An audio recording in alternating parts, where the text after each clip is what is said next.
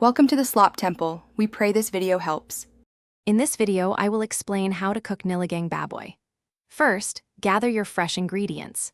You'll need about 2 pounds of pork belly or spare ribs, 1 small head of cabbage, 1 bunch of bok choy, 2 medium potatoes, and a handful of green beans.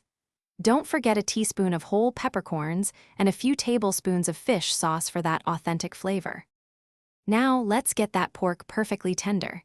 Place your 2 pounds of pork in a large pot and cover it with about 8 cups of water. Add a teaspoon of whole peppercorns and a pinch of salt.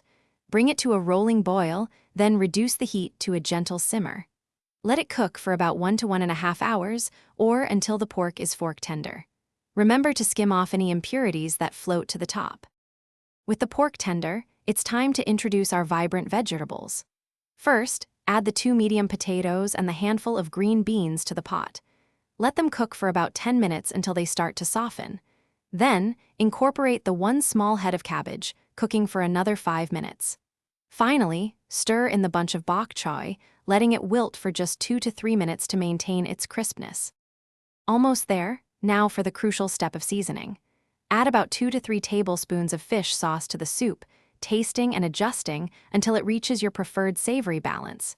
You can also add more salt and pepper if needed.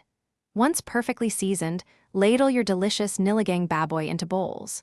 Serve it piping hot with a side of steamed white rice for a comforting and complete meal. Thanks for watching. Consider subscribing if we helped you.